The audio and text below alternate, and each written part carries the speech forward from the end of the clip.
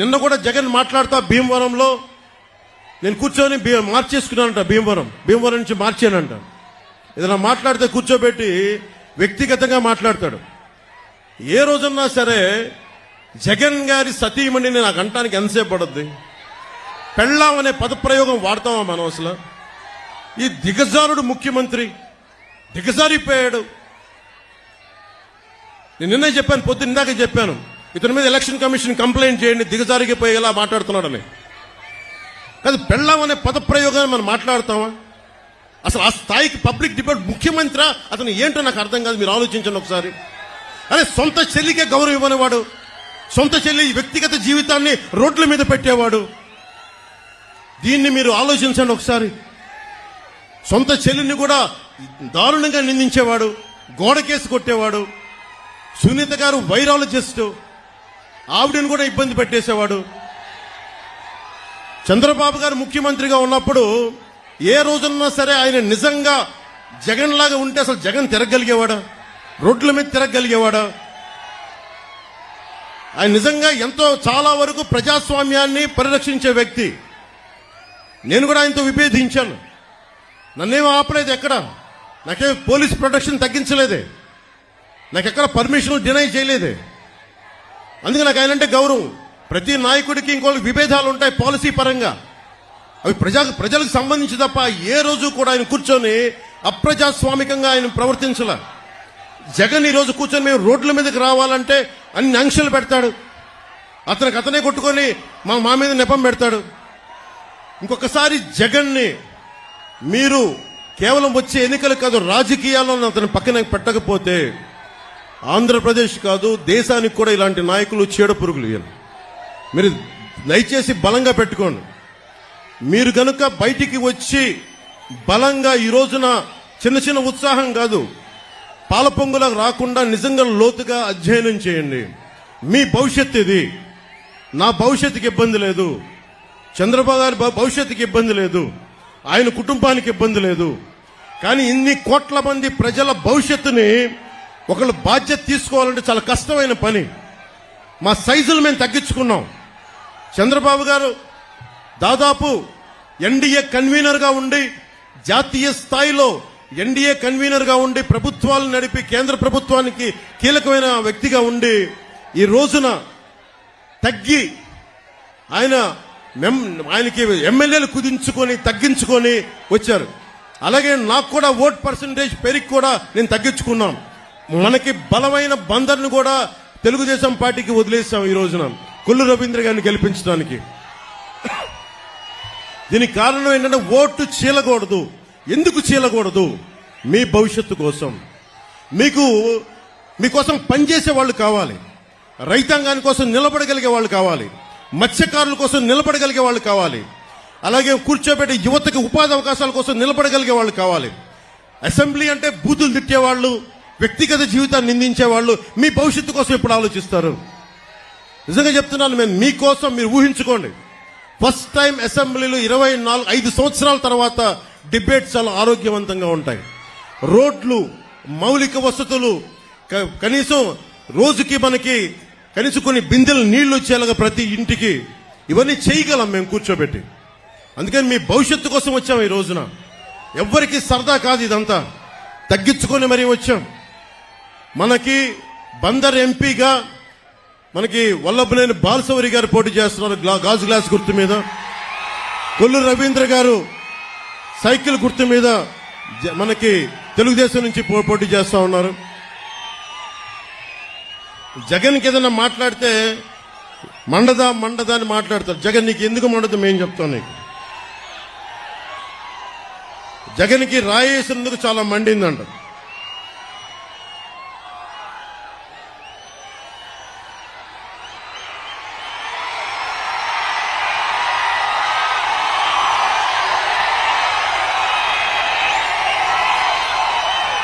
నీకు రాయి తగిలినందుకు ఎంత మండితే నీ పాలనలో ప్రజలకు ఎంత మండిందో చెప్తాం.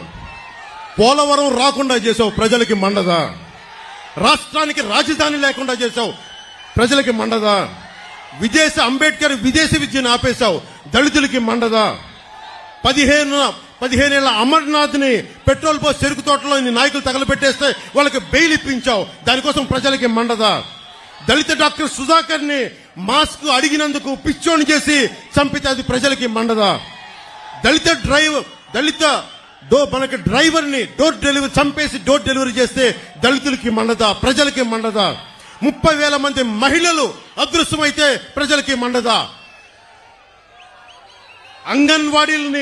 అంగన్వాడీ టీచర్లని కాల్తో తొక్కిస్తే ప్రజలకి మండదా? ఆశా వర్కర్లని అరెస్టులు చేయిస్తే ప్రజలకి మండదా? నిరంకుశతో నీ పాలన చూస్తే ప్రజలకి మండదా? అందుకే చెప్తున్నాం, కడుపు మండి ఉన్నారు జనం.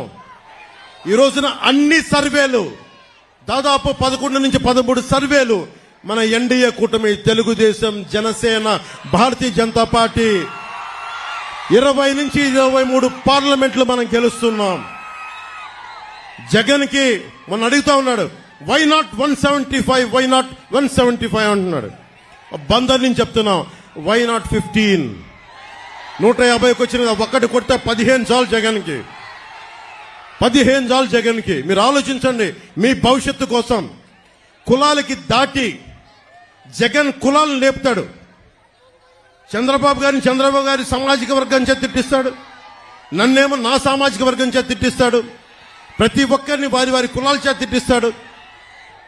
ఇక్కడున్న ఈ ఆకు రౌడీ ఎమ్మెల్యేని అడుగుతున్నా, నేను నీ కులం అయితే నీకు నోరు అలుసా? నీకు మేము కాపు అని చెప్పి బూతులు తిడతావా? నువ్వు ఏమనుకోలేదు, బలుపు అనుకోవాలా? ఏమనుకోవాలి? వెళ్ళి నువ్వు ఊడిగం చేసుకో, అక్కడికి వెళ్ళి జగన్ దగ్గరికి వెళ్ళి ఊడిగం చేసుకో. కుక్క పిల్లలాగా కూర్చొని పాకు. మమ్మల్ని మాట్లాడకు, జాగ్రత్త. ఒళ్ళు దగ్గర పెట్టుకొని మాట్లాడు, ఎక్కువ మాట్లాడుకో. తమాషాలుగా ఉంది ఒక్కొక్కడికి, కడుపు మండదా మాకు. మర్యాదగా మాట్లాడతాం, మర్యాద ఇస్తాం, మర్యాద నిలబెట్టుకో. పిచ్చి పిచ్చి వాగుళ్ళు వాక్కండి ఒక్కొక్కళ్ళు. మా కసులు లేక కాదు, ప్రజాస్వామ్య విధానాన్ని గౌరవిస్తాం. దాన్ని దృష్టిలో పెట్టుకొని మాట్లాడండి. ఒళ్ళు నోరు ఇష్టం వచ్చినట్టుగా పడేయకండి. చెప్తున్నా, 25 సంవత్సరాలు నా జీవితాన్ని రాజకీయాలకి పెడతా ఉన్నాను. ఆంధ్రప్రదేశ్ బాగుండాలి, దేశం బాగుండాలి, తెలుగు ప్రజల ఐక్యత బాగుండాలి.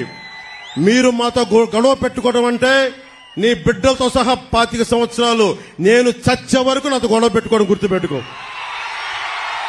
చాలా సహనం మాకు, చాలా సహనం. చంద్రబాబు గారు నిజంగా చెప్తున్నాను, ఆయన కక్ష పూర్తి ధోరణే ఉంటే పెద్దిరెడ్డి రామచంద్రారెడ్డి అనే వ్యక్తి వచ్చేవాడు కాదు. ఎప్పుడు ఆయన చేసిన అక్రమ కేసులు ఎప్పుడో లోపల పెట్టించేవారు. ఆయన పెద్ద మనసు వదిలేశారు ఆయన. అలాగే చెప్తా ఉన్నాను, ఈ రోజున పెద్దిరెడ్డి రామచంద్రారెడ్డి గారు కానీ, మిథున్ రెడ్డి గారు కానీ, వాళ్ళకంట కూర్చోబెట్టి వాళ్ళ ఏరియాలో ఎవరు రాకూడదంటారు. వాళ్ళ నియోజకవర్గాల్లో ఎవరు వచ్చినా వాళ్ళు ఊరుకోరంటారు. వాళ్ళు వచ్చి రాష్ట్రం అంతా కెలకొచ్చే. మీరందరూ రాష్ట్రంలో పిఠాపురం దగ్గర నుంచి బందర్ దగ్గర నుంచి అన్ని మానవ వనరులు, అన్ని సహజ వనరుల్లో మీరు ఏళ్లు పెట్టండి. మేము చూస్తూ కూర్చుంటాం, చేతులు కట్టుకొని, నోట్లో ఏళ్లు పెట్టుకొని. చూపిస్తాం మీకు భవిష్యత్తులో మీకు ఎలా ఉంటుందో. మీకు అన్యాయం మీద తిరగబడితే ఎలా ఉంటుందో మీకు చూపిస్తాం. మీకు ముఖ్యంగా యువతకి చెప్తున్నాను, మీరు కులాల్ని దాటి రండి, జిల్లాల్ని దాటి రండి, ప్రాంతాల్ని దాటి రండి.